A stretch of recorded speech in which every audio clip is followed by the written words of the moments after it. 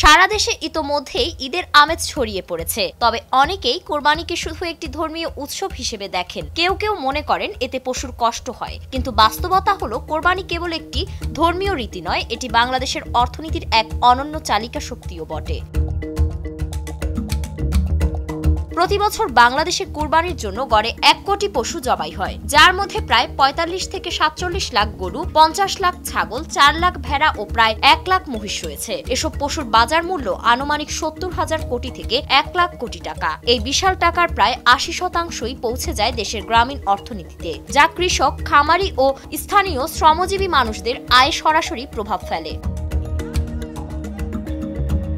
তাছাড়া গরু ছাগল পালনে খই, ভুট্টা, ঘাস, ক্যালসিয়াম, ঔষধ ইত্যাদি দরকার হয়, যা স্থানীয় ক্ষুদে ব্যবসায়ীদের বিক্রি বাড়িয়ে দেয়। তাই একটি গরু বিক্রির পেছনে শুধু পশু নয়, যুক্ত থাকে রাখাল, পশুখাদ্য সরবরাহকারী, ট্রাক চালক, কসাই, হাট ব্যবস্থাপনা, দালাল, এমনকি ফ্রিজ কোম্পানিও। ঈদের 7 দিনেই কেউ কেউ আয় করে নেন 15 থেকে 20,000 টাকা।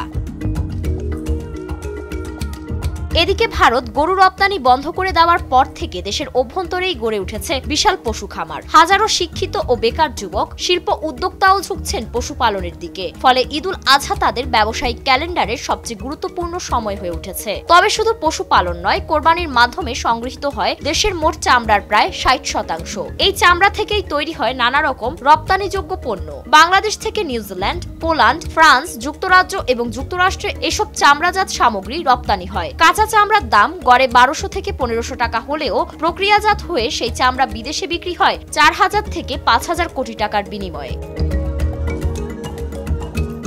পশু বর্জ্যও কিন্তু কোরবানির সময় মূল্যবান সম্পদে পরিণত হয়। গরুর হাড় দিয়ে তৈরি হয় ঔষধের ক্যাপসুল কাভার, নারী দিয়ে তৈরি হয় অস্ত্রোপচারের সুতা, চর্বি দিয়ে তৈরি হয় সাবান। এসব পণ্য রপ্তানি করেও প্রতি বছর আয় হয় প্রায় 300 কোটি টাকা। কোরবানির সময় নতুন শ্রমবাজারও সৃষ্টি হয়। ট্রাক, পিকআপ, ট্রলার, লঞ্চে পশু পরিবহন করে আয় হয় 5 থেকে 7,000 কোটি টাকা পর্যন্ত।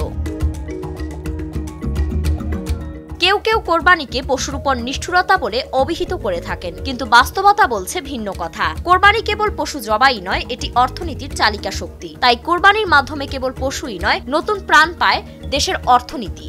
ফারিন রহমান প্রীতি, নয়া দিগন্ত।